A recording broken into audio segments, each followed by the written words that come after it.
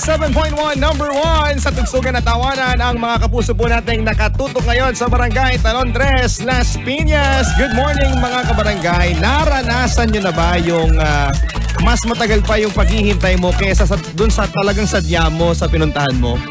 Diba? Yung mga schedule, ganyan. Nako mga kabarangay, ang pinakamagandang diskarte niyan, maaga pa lang, puntahan mo na yung mga kailangan ninyong lakaring mga papeles, mga opisina, no? Kasi parang kahapon yun yung nangyari sa akin eh. Tagal-tagal ko sa pila, ganyan-ganyan.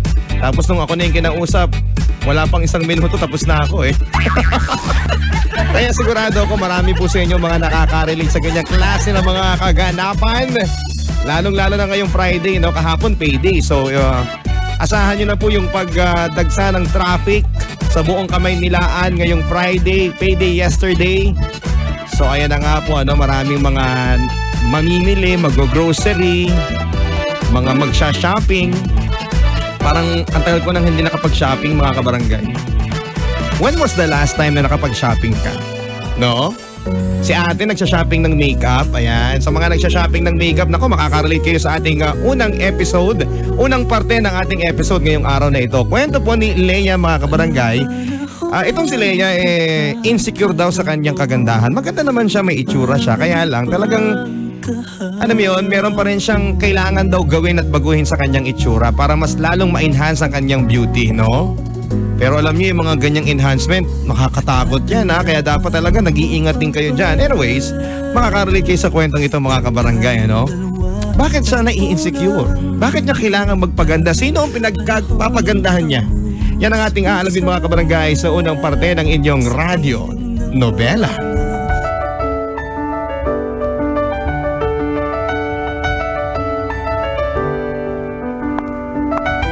Hay nako! Ang init-init naman! Leia! Leia! Uy! Sofia! Kamusta ka na? Ang tagal nating hindi nagkita ha? Oo nga! At grabe ha! Ang laki na ng pinagbago mo! Sobrang ganda mo na ngayon! Sus, ikaw naman! Di ka pa ba nasanay dati naman na, di ba? I mean, oo, maganda ka na dati pero mas sobrang ginanda mo ngayon, be! Oh, ikaw naman! Wala pa rin nagbago ha? Simple, pero may dating. Salamat! Maiba ako. Saan ka na pala nagtratrabaho ngayon? Ha? Dito lang sa Makati. Ikaw ba? Sa Makati din at eto, kakalipat ko lang ng opisina. And guess what? Ano yun? Magiging magka-workmate na tayo! Oh my gosh! Seryoso? Grabe, nakakatawa naman yan kung ganon! Buti nga hiring sila sa inyo kaya eto, nag-apply agad ako nun at pinalad naman. Balita ko kasi, maganda sa company nyo. Ay oo naman girl, saka mabait si boss sobra. Buti naman, at least hindi na ako mahihirapang mag-adjust. Sa loob ng halos maraming taon, makakasama ko ulit si Sofia. Ang kaklase kong kinaiinggitan ng lahat dahil sa simpleng angkin niyang kagandahan. Pero syempre, hindi naman ako magpapatalo. Lalo pa ngayon na confidently beautiful na ako, marunong nang mag-ayos at pumustura. Kaya sigurado ako, hindi naman papakabog ang beauty ko sa kanya. I'm in love with the shape of you.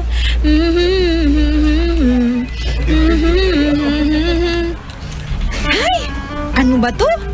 Parang hindi ata tumatalab yung bagong cream na binili ko ah. Parang hindi naman ako pumuputi eh. Hi, Leia! Oy, Sofia! Ikaw pala yan? Oh, kumusta naman ang unang araw mo dito? Eto, ayos naman. Tsaka mabait nga si boss. Feeling ko, madali kong makukuha yung loob nila.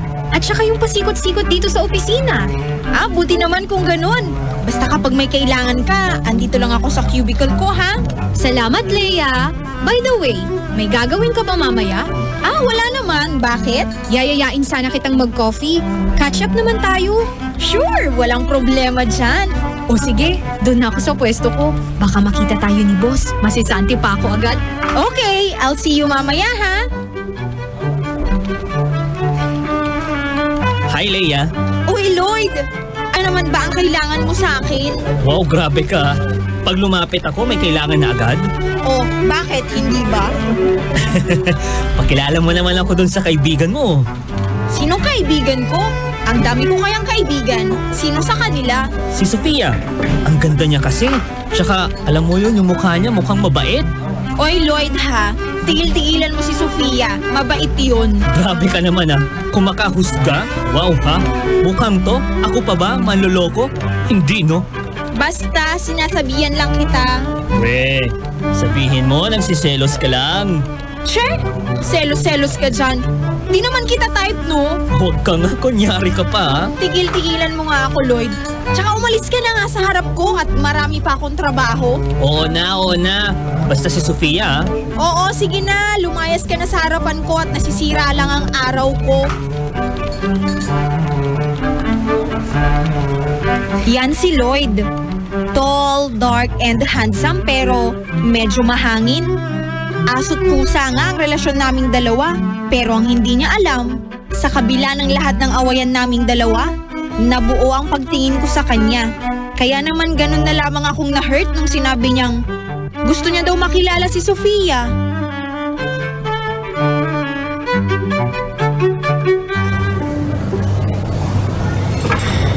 Uy, thank you ha. Ikaw pa talaga ang nanlibre sa akin. Ayos lang yun. Sa susunod, ikaw naman ang taya ha. Oo na, sige na. By the way, ano palang shampoo mo? Ang ganda at ang shiny kasi ng hair mo. Hay naku Leia, kung ano lang ang madampot kong shampoo sa banyo, yun lang ang ginagamit ko. Seryoso ka ba dyan? Oo naman, bakit po ba natanong maganda naman yung buhok mo? Wala naman. Na-curious lang ako. Ikaw talaga? Kung ano-ano na lang napapansin mo. Siya nga pala, kamusta naman ang love life mo? Love life?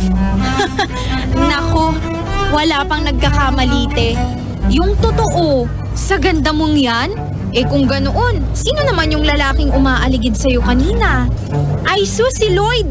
Nako, wala yun. Tsaka hindi ako gusto nun. Parang hindi naman ata yun yung nakita ko kanina. Parang may something kasi sa bawat titig niya sa'yo Hi girls! Hi Leia! Hi Sofia!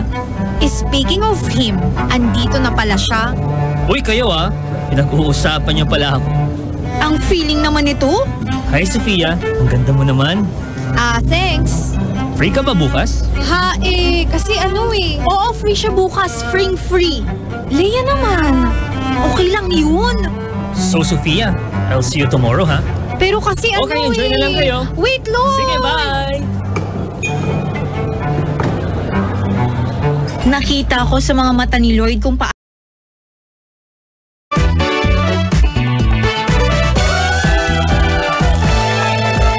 Barangay LS 97.1 number 1 sa tugsugan at tawanan ang mga kapuso po nating nakatutok ngayon sa Barangay Talondres, Las Piñas. Good morning mga kabarangay. Naranasan nyo na ba yung mas matagal pa yung paghihintay mo kaysa dun sa talagang sadya mo sa pinuntahan mo?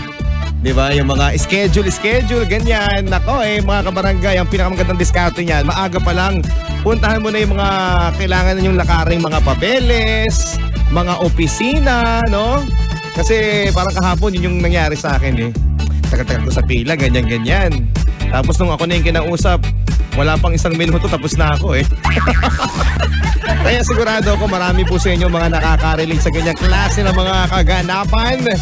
Lalong-lalo na ngayong Friday, no? Kahapon payday. So, asahan nyo na po yung pagdagsa ng traffic sa buong Kamaynilaan ngayong Friday, payday yesterday. So, ayan na nga po, maraming mga mamimili, mag-grocery, mga magsha-shopping. Parang ang tagal ko nang hindi nakapag-shopping, mga kabarangay. When was the last time na nakapag-shopping ka? No? Si ate nagsha-shopping ng makeup. Ayan. Sa mga nagsha-shopping ng makeup, nako, makaka-relate kayo sa ating unang episode.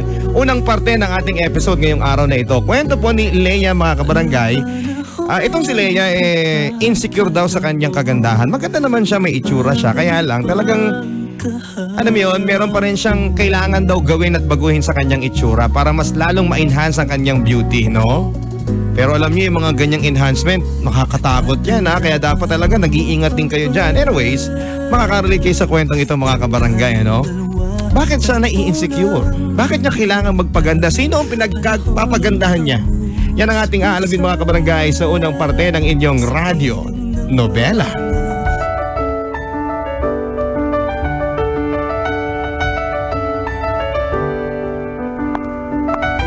Hay nako! Ang init-init naman! Leia! Leia! Uy! Sofia! Kamusta ka na? Ang tagal nating hindi nagkita ha? Oo nga! At grabe ha! Ang laki na ng pinagbago mo! Sobrang ganda mo na ngayon! Sus, ikaw naman! Di ka pa ba nasanay dati naman na, di ba? I mean, oo, maganda ka na dati, pero mas sobrang ginanda mo ngayon, be! Oh, ikaw naman! Wala pa rin nagbago ha? Simple, pero may dating. Salamat! Maiba ako. Saan ka na pala nagtratrabaho ngayon? Ha? Dito lang sa Makati. Ikaw ba? Sa Makati din at eto, kakalipat ko lang ng opisina. And guess what? Ano yun? Magiging magka-workmate na tayo! Oh my gosh! Seryoso? Grabe, nakakatawa naman yan kung ganon. Buti nga hiring sila sa inyo kaya eto, nag-apply agad ako nun. At pinalad naman. Balita ko kasi, maganda sa company nyo. Ay, oo naman girl. Saka mabait si boss, sobra. Buti naman, at least hindi na ako mahihirapang mag-adjust. Sa loob ng halos maraming taon, makakasama ko ulit si Sofia. Ang kaklasikong kinaiinggitan ng lahat dahil sa simpleng angkin niyang kagandahan. Pero syempre, hindi naman ako magpapatalo. Lalo pa ngayon na confidently beautiful na ako, marunong nang mag-ayos at pumustura. Kaya sigurado ako, hindi naman papakabog ang beauty. Ano kaya mangyayari sa ating radyo nobela? Happy birthday muna kay Ninong Marlon Sulit. Magpapakain na yan galing kay Lloyd Brian Maranan. Ayan, Ninong Marlon, tsaka daw regalo. Eto, ano kaya ang gagawin ni Leia? Baka mamaya ay lumaklak na siya ng gluta o di kaya naman ay maglagay ng 3 kilong foundation para mapansin ni Lloyd. Sabi ni Brian yan, yung aming OJT. Hay nako. Ang sabi nga uli ng pabo. Kahapon to. Abangan na lang natin ang the moves ni Ate Leia ninyo. Oo nga no. At saka pwede bang manligaw si Leia? No? Kung sa kanya, parang sabihin ko na lang yung nararamdaman ko kaysa sinesekreto ko, ano. Kasi puro siya, sana pansinin ako na ganito. Hindi naman niya, syempre, hindi naman alam ni Lloyd na may pagtingin siya, di ba? So anyways, ano kaya mangyayari sa ating ikalawang bahagi ng radyo nobela? At tingin nyo, importante ba talaga yung nagpapaganda ka para mapansin ka ng isang lalaki? Malalaman natin yan dito sa inyong radyo nobela. Nangyari sa balat ko? Shucks! Bakit ganito? Namumula at... ano tong nasa mukha ko? Pimple ba to? Oh my gosh! Paano ako papasok nito? Nakakainis naman yung cream na ginamit ko. Maliligo na nga lang ako.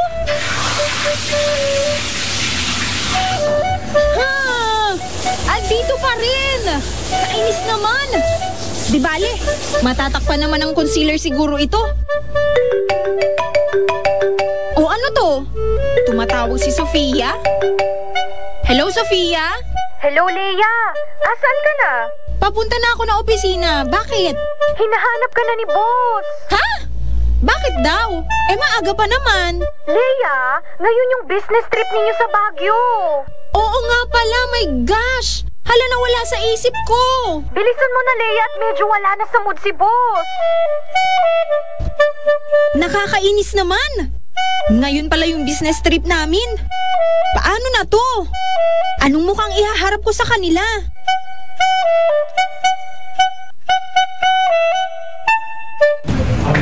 Uy, Leia! Kanina ka pa hinahanap ni boss. Ish, kasi naman, tingnan mo tong nangyari sa balat ko. Tapos tong mukha ko. Ha? Wala naman ah. Tsaka hindi naman mukha mo yung papansinin sa'yo. Buti ka pa. Eh gusto ka kasi ng taong gusto ko. Anong sinasabi mo, Leia? Wala naman. Oh, andito na pala si Lloyd eh. Hi, Leia. Anong ginagawa ng lalaki yan dito? Oo nga pala. Hindi ko nasabi sa'yo na si Lloyd ang makakasama mo. Hindi kasi ako pwede eh. Ang dami pa kasing pinapatapos ni boss. Si Lloyd talaga? Wala na bang ibang pwede? Grabe naman to ah. Sana tinanong mo din kung gusto rin kitang makasama, di ba? Excuse me, over my dead and sexy body. Kunwari ka pa eh. Gustong gusto mo rin naman akong kasama, di ba? Tumigil ka nga dyan. Nakakainis ka na. Isa pa, hindi na ako sasama. Ay, sa lahat ba naman ng pwedeng makasama? Si Lloyd pa. At sa dami ng araw, ngayon pa. Kung kailan naman halos mamula ang katawan ko sa cream na yun. Paano na ako nito? Mukhang minus ganda points na ako kay Lloyd.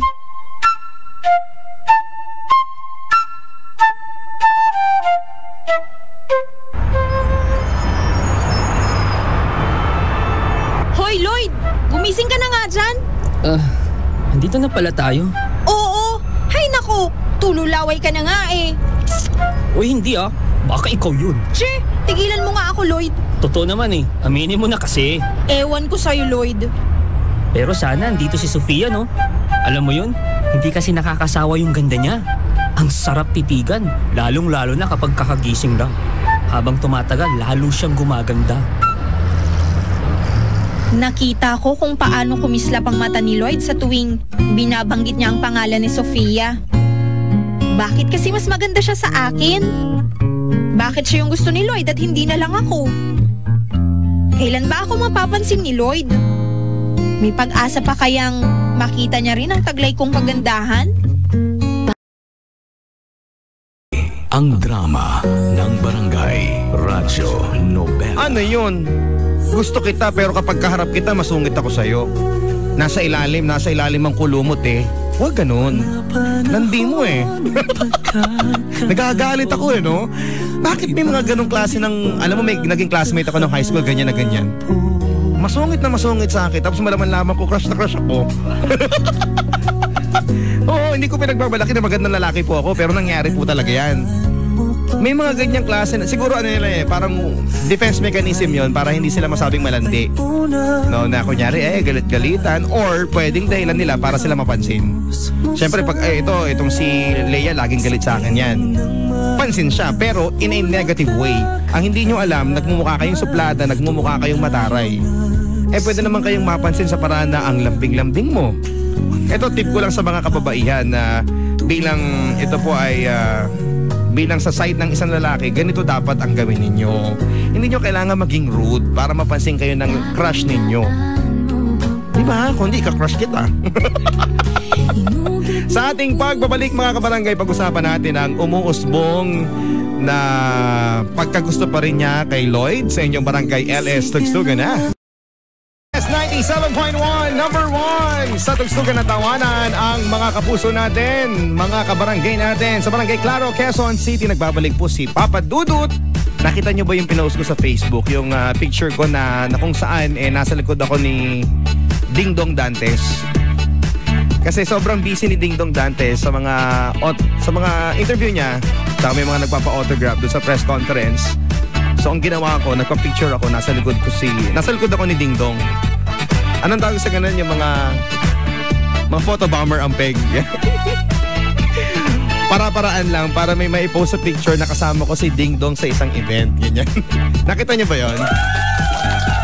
Sinasabi ko lang po dahil alam ko na katulad ko, isa ka din pong hamak na photobomber paminsan-minsan. At alam ko na nakaka-relate ka sa sinasabi ko, kaya wag kang ipokrito. Huwag kang magkunwari. Minsan pag meron kang gustong makapagpa-picture with, sobrang busy. Hahanap ka ng angulo kahit naka-side view si artista. Alam mo yun, yung mga ganong style. So anyways, naalala ko lang na ikwento sa inyo dahil magkakaroon po ng mall show. Segue yan. Magkakaroon po ng mall show ang alias Robin Hood.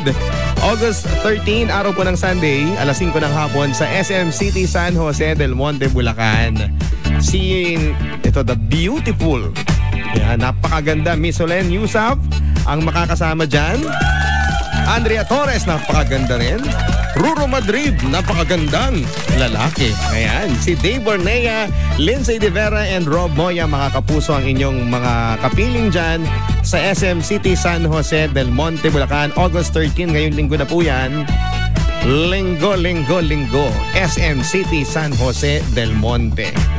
Punta na kayo. Alas 5 ng hapon, hosted by the pambansang photo bomber, Papa Dudut. Ayan.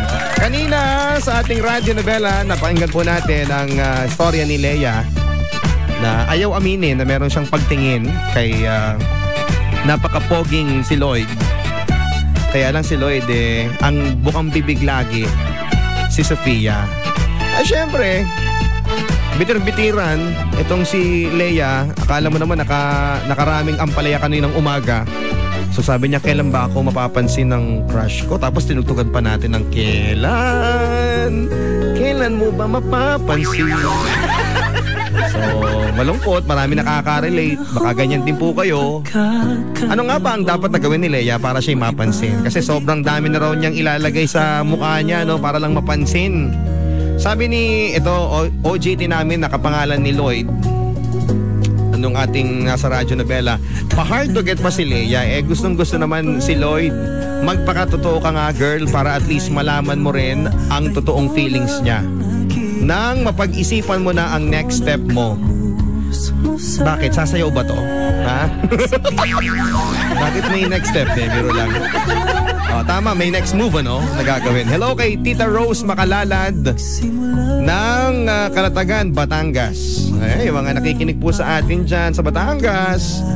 Si Bella Adriano Resurrection, suki natin to, ano? Ouch, ouch, ouch, Papa Dudut. Sabi ko na nga ba no? Mali yung binabasa ko Dito na hawak ko na Ito. Ayan, sabi niya, Papa Dudut! Kalerky naman si Lloyd sa Leia. Alam mo, Leia, sabi nga nila, beauty is in the eye of the beholder. Huwag kang ang bitter dyan, huwag kang ang paapekto dyan kay Lloyd na pinagsiselos ka lang yan kasi sa'yo siya may gusto. Just lang, sabi niya. Kay Sofia naman,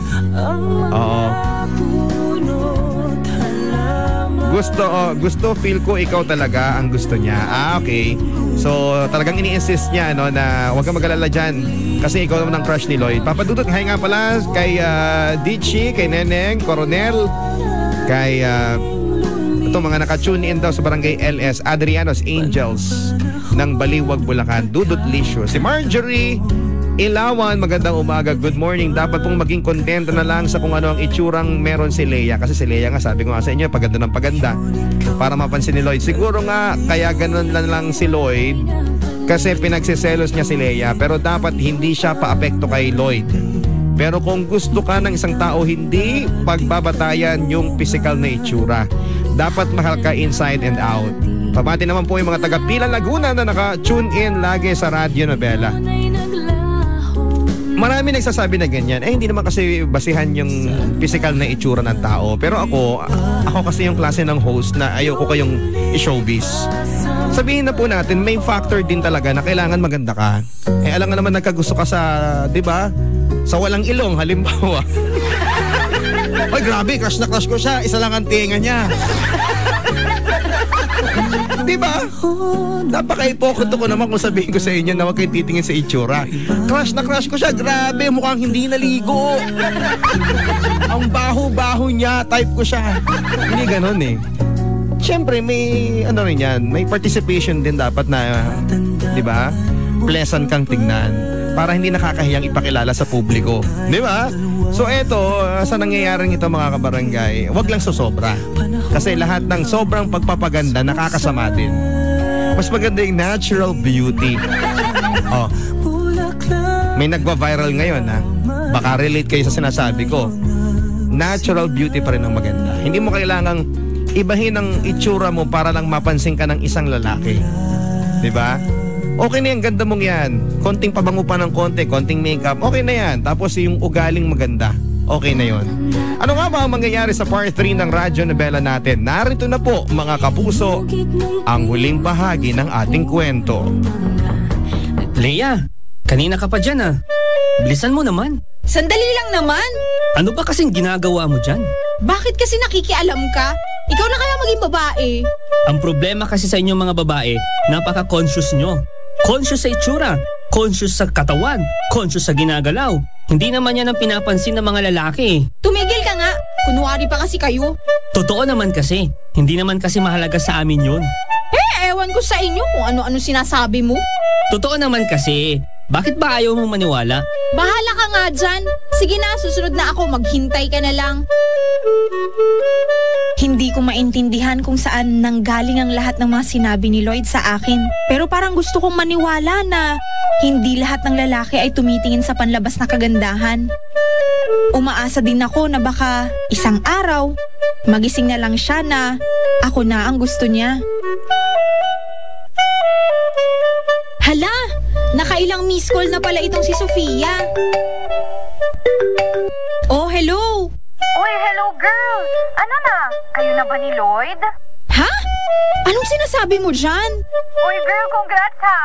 Sabi naman sa'yo, ikaw ang gusto niya eh. Sofia, ano bang pinagsasabi mo dyan? Yung totoo girl, hindi pa siya umaamin sa'yo? Ano bang aaminin niya? So hindi pa talaga? Hindi pa nga, ano ba kasi yun? Leia, tawag na pala ako ni Boss. Sige na, bye! Sofia, teka, uy! Sofia, hello! Hindi ko naintindihan kung ano ang sinasabi ni Sofia. Pero ang pinagtataka ko, kung ano yung business meeting namin dahil kanina pa ako naghihintay pero wala pa rin. Ano ba tong nangyayari? Oy, ano na? Akala ko ba mag-uumpisa na yung business meeting natin? Kanina pa tayo andito. Bakit wala pa rin ata at tayo pa lang ang andito? Leia? O ano? Ang ganda mo. Ay naku Lloyd, kung magpapalakad ka lang sa akin kay Sofia kaya mo ko binobola, tumigil ka na kasi ayoko. As in, ayoko. Bakit ba kasi ayaw mong maniwala sa akin? Kasi alam ko naman na hindi ako yung type mo eh. Kasi yung gusto mo, yung maganda at simple lang. At hindi ako yun. Leia, I like you. At kung nagtataka ka kung bakit hanggang ngayon wala pang dumadating na tao dito, kasi wala naman talagang business meeting. Lloyd, ano bang sinasabi mo? Leia, gusto kita. Hindi mo ba nararamdaman yung mga palipad hangin ko sa'yo? Yung lagi kong pang-aasar, yung lagi kong pampapansin sa'yo. Pero di ba si Sofia ang gusto mo? Ikaw ang gusto ko. Ikaw ang gusto ko, Leia.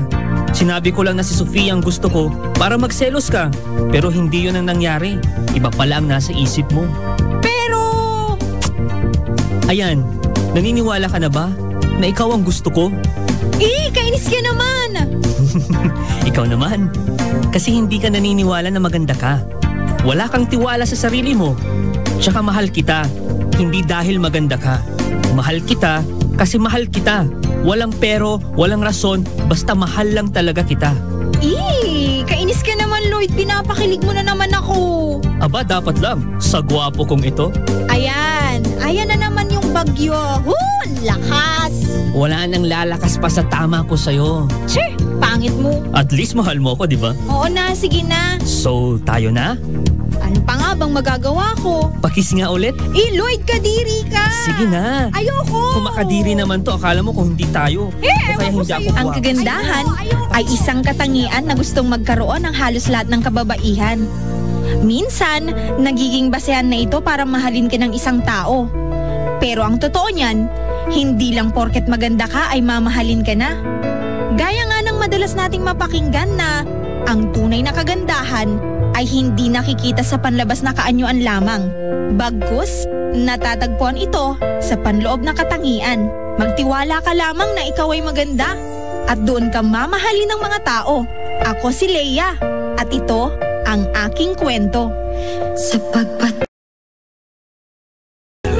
Yan, maraming kinikilig sa ating radyo novela mga kabarangay. At idagdag ko lang hindi naman sa lahat ng bagay talaga itsura ang pinagbabatayan para mahalin ka ng isang tao. Minsan kailangan mo lang maging simple, maging natural, kumbaga kung sino ka talaga ipakita mo sa amin.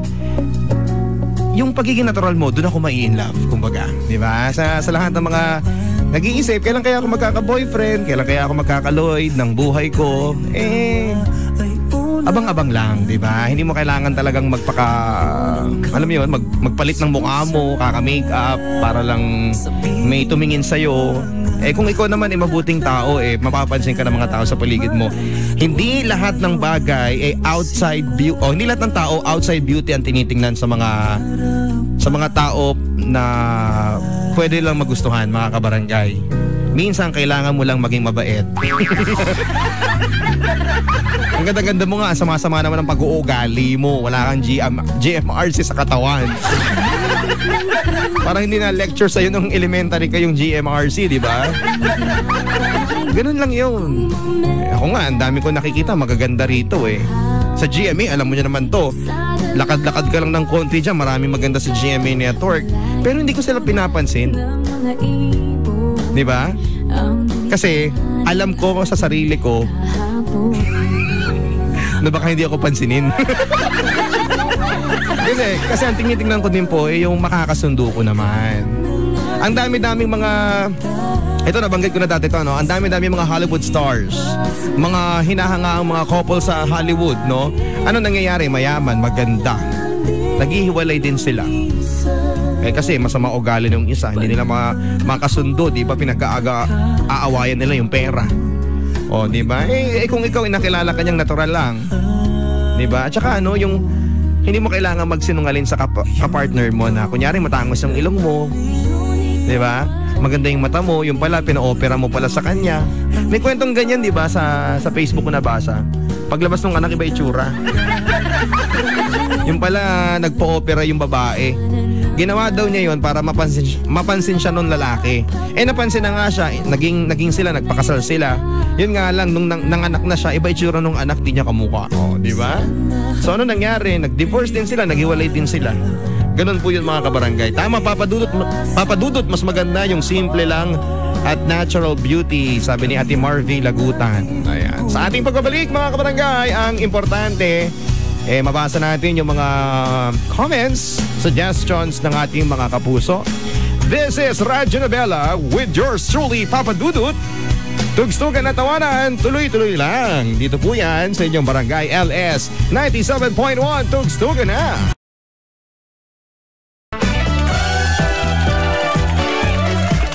Barangay LS 97.1, number 1 sa Tugstugan at tawanan. Ang mga kapuso po natin sa Barangay Claro, Quezon City. Nagbabalik po si Papa Dudut.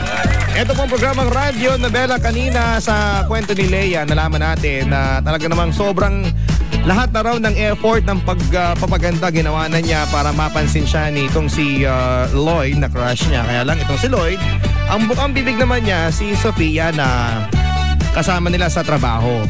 Siyempre itong si Leia nasasaktan, bakit ganon? Pero na-reveal po sa huling bahagi ng ating Radyo Nobela na alam mo, pinapahapayawan lang kita. Hindi naman talaga si Sofia ang gusto ko, kundi ikaw, Leia. Ayan, ano kaya ang reaksyon ng mga kapuso natin? Si Lloyd Brian, ayan, na pagiging ikaw o pagiging totoo sa sarili mo ay sapat na para mahalin ng isang tao.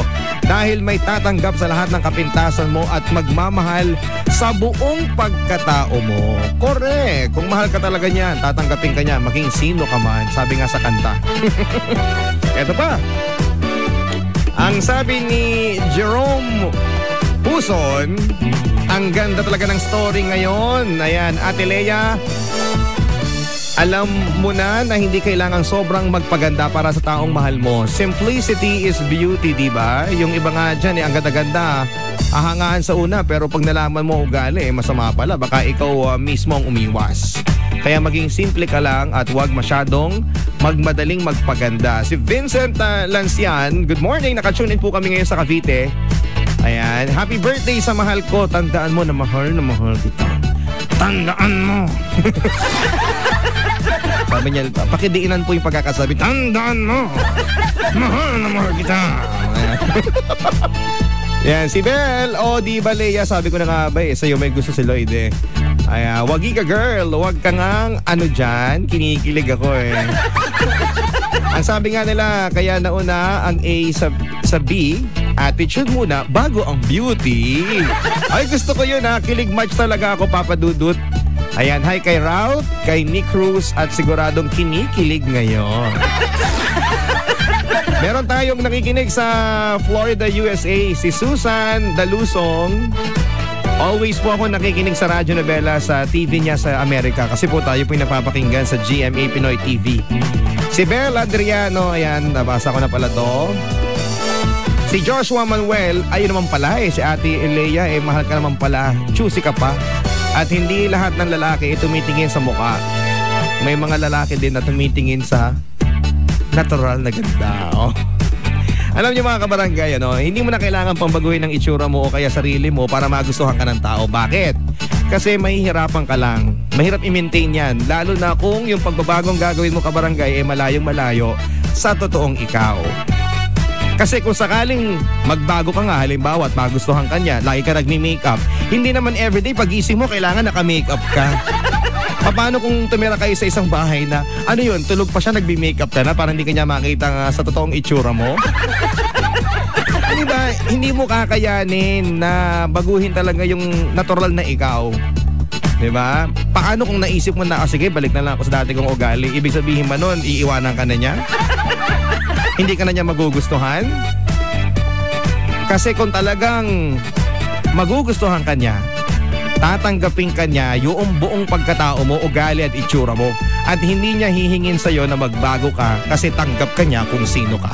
Yan ang advice ko sa'yo, Lea, ni Papa Dudut. Yan. Kung ako sa inyo, ipabida mo na lang na nagmamahal ka ngayon at pinagluluto mo ang jowa mo ng tanghalian. Diba? Ipasikat mo na yan. Ang gagawin nyo lamang, hanapin nyo lamang si Mama Bel dahil si Mama Bel po ay nandito na. Sumasagot ng telepono. Good morning, Mama Bel! Good morning, Papa Dudo. Alam nyo naman kami dito, dual tasking kami dito. Nagdi-DJ kami at the same time, nag-ooperate din kami ng telepono. Good morning sa'yo. Kumusta naman ang Friday? Mainit ba ngayon? Ay, sobrang init, Papa Dudo. Oo. Parang magtataka nga, di ba, sabi, rainy season na ngayon. Well, Correct. gano'n naman eh. Hindi na natin alam ngayon kung aling buwan ang rainy at ang summer. Di ba? Kasi Correct. maski summer, umuulan. Ngayon, rainy season, pero umaaraw. Siguro ano rin talaga eh. Ang tawag sa ganun yung global warming, no? Oo, although mas okay naman yung ganito, pero kailangan din natin ng ulan, di ba? Correct. Huwag lang naman yung sobrang lakas, yung tama lang. Mild lang. Mild Kumbaga, lang, lahat ng oo. sobra masama. Kung ako sa inyo, pasikat nyo kung anong ginagawa ninyo. Di ba? Oo nga mga kabarangay, magpasikat na sa Sikat sa Barangay ngayong alas 11 hanggang alas 12 ng tanghali. Kasama po natin live na live dito sa ating booth mamaya si Mr. Arnel Pineda. Wow! Ang galing. Idol ko yan eh. Napakagaling at saka pride of the Philippines. Oo naman, kahit antabayan natin mamaya mga kabarangay pwedeng magpasikat sa aking page, facebook.com/mamabelmanila or sa aming page, Barangay LS971 or pwede rin po mga kabarangay sa Bigo Live. Ayan. Hanapin niyo po yung mga kabarangay. Ako'y papaalam na ha. At ililipat ko na po ang microphone. Ito na. Ayan. Ayan, naabot Kala na. ko corona. Alam din natin may corona pa tayo dito. Ano? maraming salamat po. At ako po ay kakain na ng tanghalian ko. Tugstugan at tawanan. Tuloy-tuloy lang. Dito po yan sa inyong Barangay LS 97.1. Tugstugan.